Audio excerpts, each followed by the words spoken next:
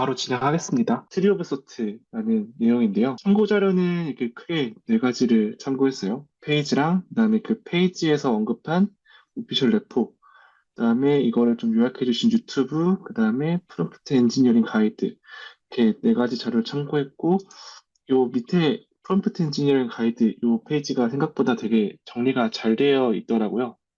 뭐 트리 오브 소트 말고도 뭐 체인 오브 소트나 뭐 다른 프롬프트 관련된 내용들이 많으니까 한번 가서 보시는 것도 괜찮을 것 같아요. 그래서 진행을 해 보면은 뭐 처음에 이렇게 앱스트랙트가 쭈루룩 나와 있는데 간단하게 정리하면은 일단 기존의 언어 모델 같은 경우에는 그냥 단순히 어떤 인풋이 주어졌을 때 거기에 따른 뭐 즉각적인 반응 은 잘 하는데 뭔가 사고할 수 있는 능력 자체는 없다라고 앱스트랙트에서 말을 해요. 단순히 조건 반사적으로 뭐 이거는 뭐야 하면은 이건 이거야 이렇게 답변 나오지만 본인이 어떤 이거를 추론하고 사고하는 과정이 없는데 트리 오브 소트라는 프롬프트 기법을 추가를 하게 되면은 그런 그 사고 과정을 추가할 수 있다라고 하는 게 요 논문의 핵심 요약인 것 같습니다. 그래서 이 태스크를 추가하면은 뭘 잘하는지에 대해서 여기 나와 있는데, 뭐 24게임, 창의적 글쓰기, 미니 크로스워드 같은 어떤 특정한 사고 능력이 필요한 작업에서, 이걸 사용하면은 성능이 잘 나온다라고 하네요. 그래서 GPT-4에 비해서 엄청 잘한다가 일단 결론이고요. 인트로덕션 부분으로 들어가면은 처음에 이제 뭐 사람이 생각하는 방식이라는 거를 먼저 언급을 하는데 첫 번째가 아까 제가 방금 처음에 말했던 뭔가 이게 뭐야라고 했을 때 이건 이거야라고 뭔가 즉각적인 답변, 사고 과정이 필요 없는 그런 무의식적인 답변들 이 시스템 1이라고 정의를 하고 시스템 2가 특정 어떤 사고가 필요한 행동들 이렇게 시스템 2, 1 이렇게 정의를 했는데 현재 LLM은 이 시스템 1과 유사하게 행동을 한다고 합니다. 그래서 여기서 하고자 하는 거는 이제 시스템 2의 역할, 사고적인 역할을 어떻게 할 수 있는지를 공유하는, 그거를 잘할 수 있도록 한다고 보시면 됩니다.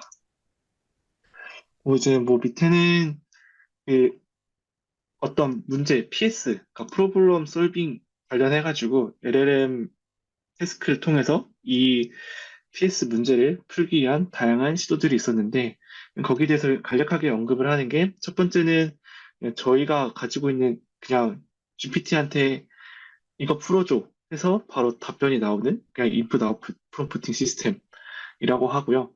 중간에 어떤 저희 뭐 디바이드 앤 컨커라고 해야 되나? 어쨌든 그 복잡한 문제를 스텝 바이 스텝으로 나눠서 풀 수 있는 체인 오브 소트.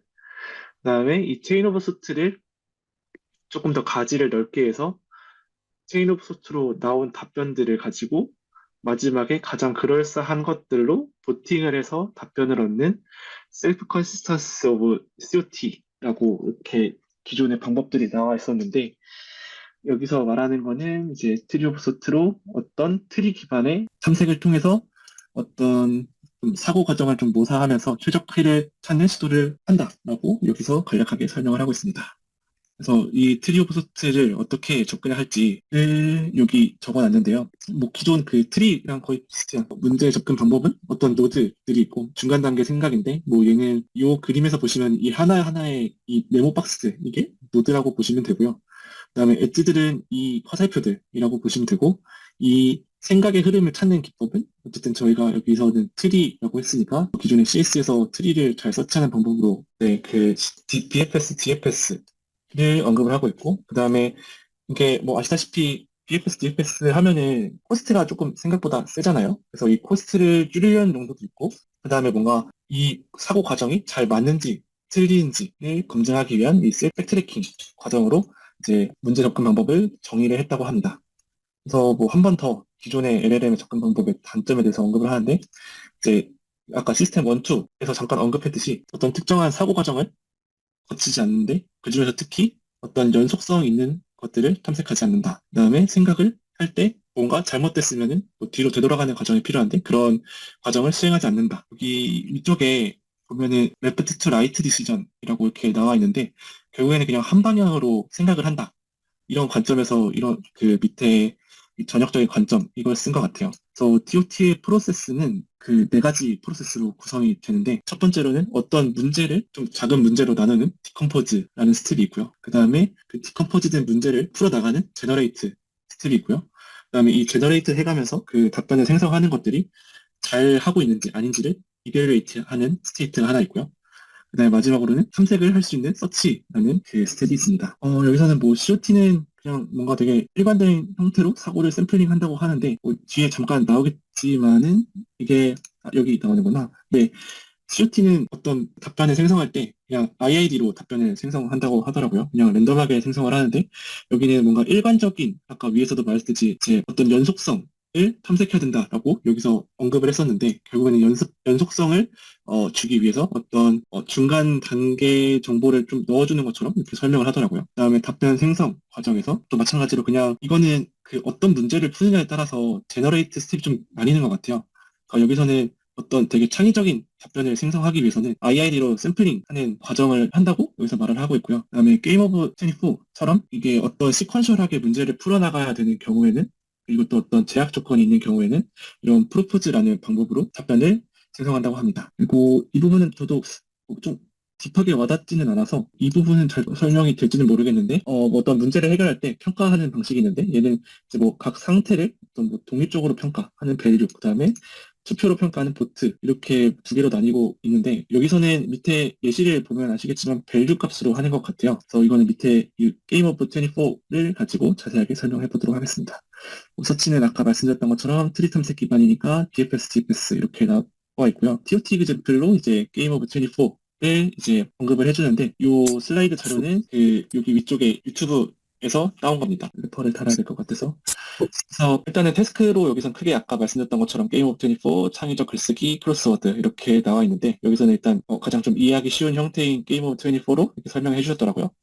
그래서 게임 오브 24가 뭔지를 보면은 간단하게 어떤 숫자 4개가 주어졌을 때 이 숫자를 다 활용해서 사칙 연산만으로 24를 만들 수 있는가를 푸는 문제입니다. 기존의 다른 LLM 태스크들은 이걸 잘 못 푸나봐요. 그래서 이런 문제가 주어지는 거고요. 그 다음에 밑에 이제 첫 번째 스텝인 생각을 디컴포지션 하는 거인데요. 생각을 디컴포지션 할 때 이렇게 뭐 어떤 그 두 가지 사칙 연산이다 보니까 이제 바로 네 가지의 숫자를 모두 써서 하는 게 아니라 이제 각각의 숫자들을 두 개씩 묶어서 진행을 하는데 숫자 더하는 거랑 그다음에 숫자의 그 결과 그다음에 남은 숫자들은 뭐뭐가 있는지를 이렇게 표시를 해줌으로써 생각 디컴포지션을 할 수 있다라고 언급을 하고요. 그러니까 예를 들어 여기서 보면은 4 플러스 9는 13이고 그럼 나머지 남아있는 숫자들은 10과 13인데 그럼 10과 13과 여기서 나온 결과의 13 이렇게 남은 숫자를 표현해주면서 이제 어떤 생각을 조금 디컴포진 할 수 있다라고 이 논문에서 언급을 하고 있는 것 같아요. 그리고 두 번째 스텝인 생각을 제너레이션 하는 부분인데 이제 여기 밑에 보면은 passive next steps라는 프롬프트로 이제 현재 남아있는 숫자들과 계산 결과를 가지고 이제 다음 스텝에 나오는 그 결과들을 만들어낼 수 있나 봐요. 그래서 여기서는 트리의 너비를 이제 5로 정했기 때문에 5개의 생각을 생성한다라고 이렇게 정의를 하고 있습니다. 마지막으로 required라고 하는데 뭐 아까 그 셀프 이벨루에이션에서 value랑 보트 이렇게 두 개를 말씀드렸는데 제가 여기서는 밸류를 하는 것 같다라고 말씀드린 게 이런 어떤 사고 과정을 거치면서 지금 이 남아있는 숫자들로 24를 만들 수 있을 것 같은지 아닌지 불확실한지 이런 것들을 어떤 단어로서 표현을 하더라고요. 그래서 만약에 여기 나와 있는 것처럼 뭔가 되게 확실하다. 24가 확실하다라고 하면 sure. maybe면은 뭔가 긴가민가. 임파서블이면 뭐 불가능하다. 뭐 이런 식으로 어떤 특정 값을 넣어줌으로써 이 다음 노드에서 이게 가능한지 안 가능한지 이렇게 표현하는 것 같습니다. 그래서 이런 방법을 썼을 때 기존 태스크 대비 얼마나 개선됐는지 보면은 일단은 이 베이스는 그냥 GPT-4인 것 같아요. GPT-4를 가지고 그냥 프롬프트를 날렸을 때 7.3%로 이제 성공을 하는데 TOT를 트리 너비를 1만 줘도 45%를 달성한다고 하더라고요. 저는 이 부분이 조금 이해가 잘 안 됐는데 이제 트리의 너비가 1이면은 사실 COT와 큰 차이를 보이면 안 될 것 같은데 어쨌든 이거 패스가 하나인 거니까 패스가 하나면은 그냥 COT처럼 그냥 아래로 쭉 내려가는 구조일 거라 생각했는데 그럼에도 불구하고 잘 된다고 하더라고요. 그리고 이제 너비를 넓혀주면 훨씬 더 잘 된다라고 설명을 하고요. 여기 피그 3에 보면은 얘는 이제 스텝마다의 실패 확률이고요. 그래서 스텝이 여러 스텝이 있는 COT와 TOT 이렇게 두 개를 비교하는데 COT 같은 경우에는 이제 첫 번째 스텝부터 실패하는 경우가 많다라고 하는데 얘는 이제 퀄렉트까지 가는 비율이 훨씬 많다라고 설명을 합니다. 당연하게 얘는 COT 같은 경우에는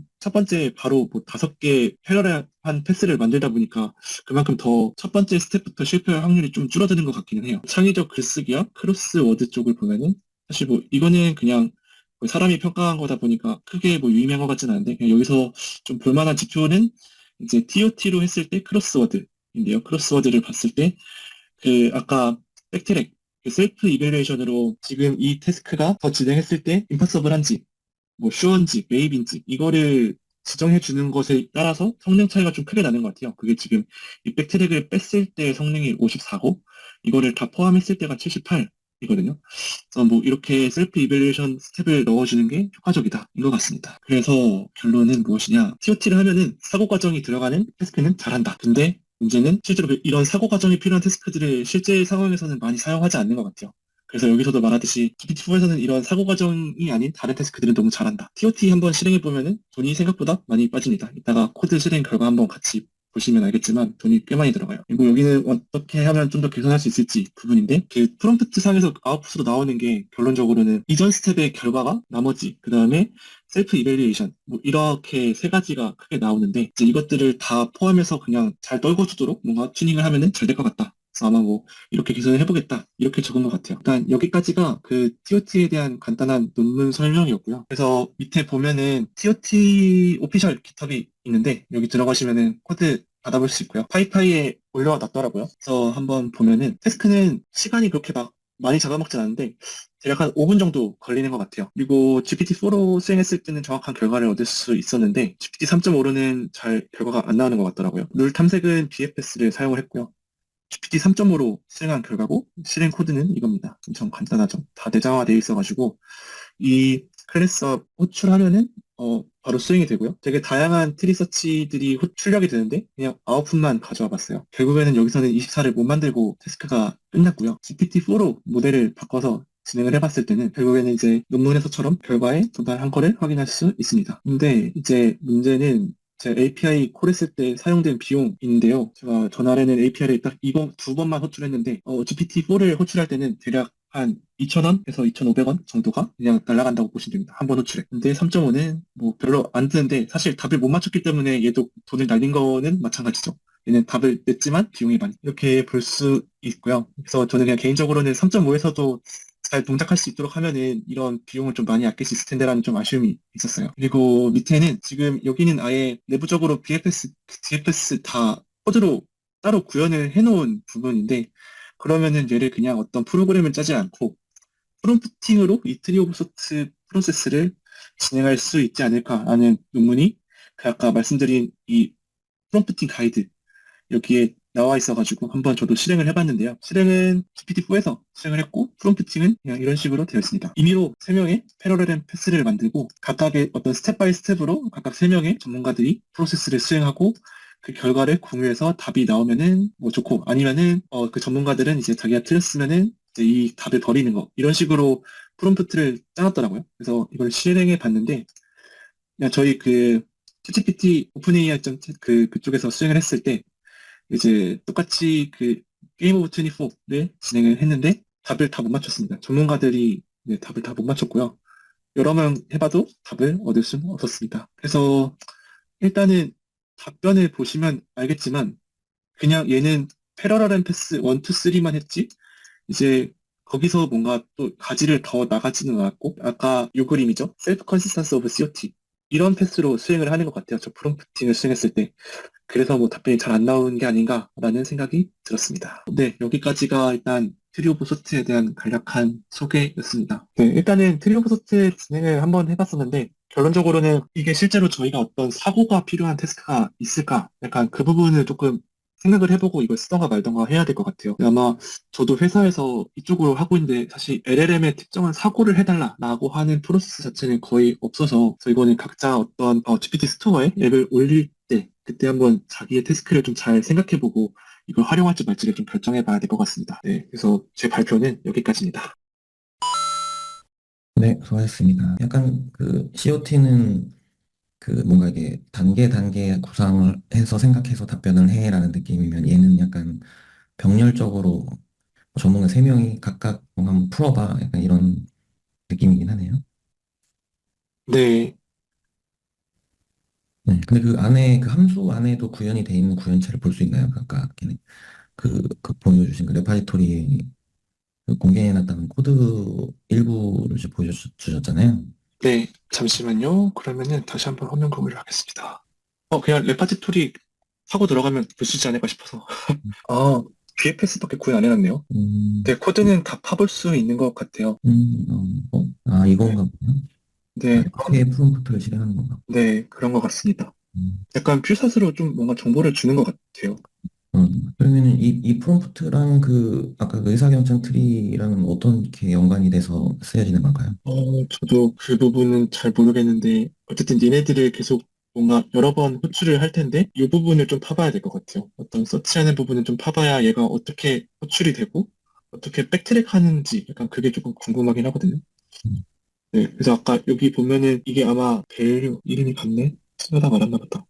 어쨌든 이게 이벨레이션 할 때 밸류 값 땡겨오는 것들. 그 다음에 여기, 어, 샘플, 제너레이션 하는 부분. 그 다음에 얘가 서치하는 부분인 것 같은데, 그러니까 이런 부분이 조금 나와 있긴 해서 얘를 좀 파보면은 동작을 좀 정확하게 알 수 있지 않을까 좀 생각은 드네요. 그냥 일단 그 프롬프트로도 효과를 낼 수 있고, 그다음에 이제 알고리즘으로도 이제 효과를 낼 수 있다. 약간 이런 내용인 것 같습니다. 네, 그런 것 같습니다. 네, 프롬프트를 저렇게 많이 쓰니까 돈이 엄청 나가죠. 한 번 돌렸는데.